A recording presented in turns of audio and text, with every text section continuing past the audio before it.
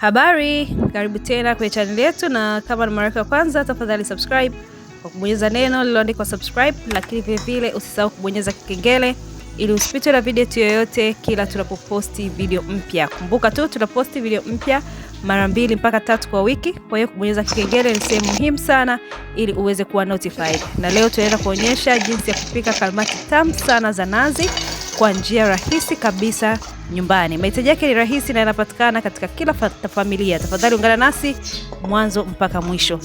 Tutahitaji unga wa ngano, na hapa tumetumia unga wa ngano nusu kilo.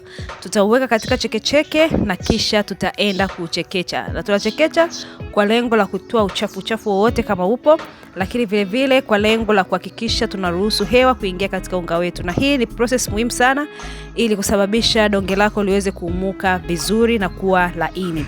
Tutaongeza hamira kijiko kimoja cha chakula, chumvi kijiko kimoja cha chai, na iliki iliyosagwa vijiko 2 vya chai, na kisha tutaongeza sukari kijiko kimoja cha chakula, na kisha tutaenda kuchanganya mchanganyiko wetu mkavu vizuri. Nikukumbusha tu, kama umekwisha kusubscribe, tafadhali usisahau kubonyeza kikengele ili usipitwe na lolote kila tunapoposti video mpya.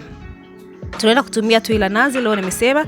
Kwa hiyo tumetumia jumla ya nazi tuliotumia ni mils 600, na hapo nimeweka kiwango kidogo kama mils 200, na kisha nimeenda kupasua yai moja.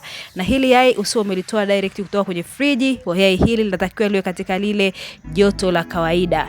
Na hapo tunaendelea kuchanganya mchanganyiko wetu. Kwa hiyo tunaendelea kuchanganya huku tukiongeza tui la nazi, tunachanganya tukiongeza tui la nazi mpaka tufikie kile kiwango cha unga ambacho tunakitaka.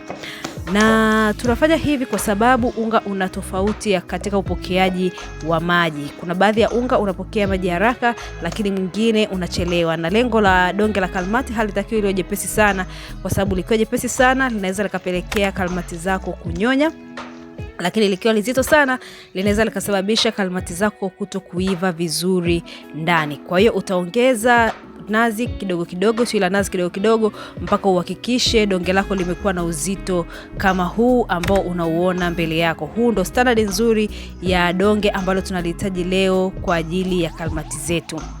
Ukiona zimefika katika saizi hiyo, utalifunika donge lako na kuacha mpaka baada ya lisali moja au mpaka uone limefura mara 2. Baada ya hapo utafungua, na unadhani unaweza kaliona limeshafura vizuri kabisa.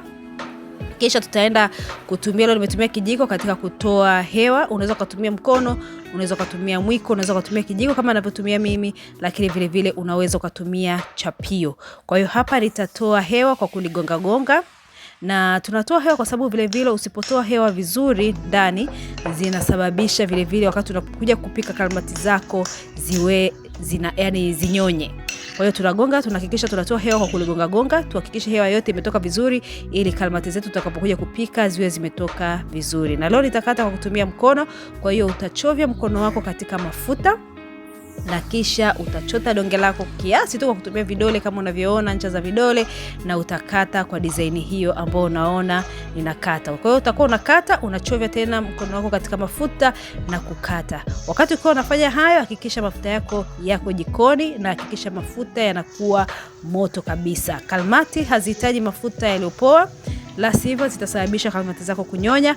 Kwa hiyo hakikisha mafuta yako yamepata moto vizuri kabisa, kisha uanze kuweka madonge yako. Na kama unga uliumuka vizuri, utaona madonge ukishayaweka baada ya sekunde chache yanapanda juu na yanakuwa yamefura.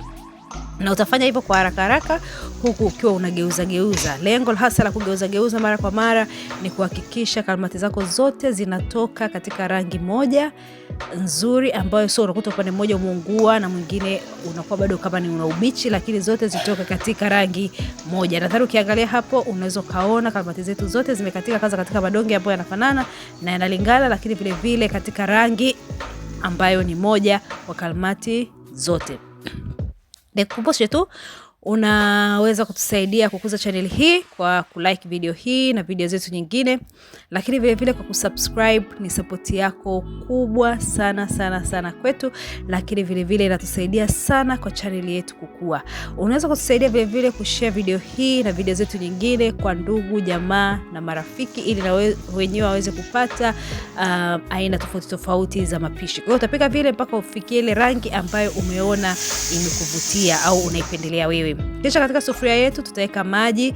Hapo nimetumia maji mils 200 kwa sababu nimetumia na sukari grams 200. Kwa hiyo kama ukitumia robo lita ya maji unaweza kutumia na sukari robo kilo. Kisha utavichanganya kuhakikisha vinaiva, kwa sababu ukiacha hivyo hivyo sukari yako lazima itaungua. Kwa hiyo utakoroga mpaka uhakikishe sukari yote imeyeyuka.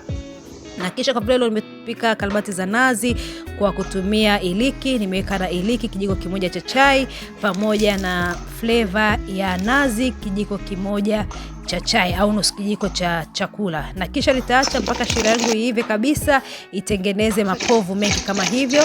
Na hapo nitaenda kumimina kalmati zangu, na hakikisha kalmati zako utakuwa umezeka pembeni mpaka zimepoa kabisa. Kisha utamimina ziko katika shira yako ikiwa ya moto, huku ukiendelea kuzipeta peta kama hivyo. Utapeta peta mpaka uhakikishe sukari yako imekaukia vizuri kabisa katika kalmati kama unavyoziona. Jamani, kalmati hizi ni tamu sana. Pishi hili ni jepesi sana. Tafadhali usisite kujaribu pishi hili na mapishi yetu mengine, lakini usisahau vile vile kutuwekea comment yako hapo chini katika comment section kutuambia kwa upande wako imekuaje. Asante, mpaka wakati mwingine.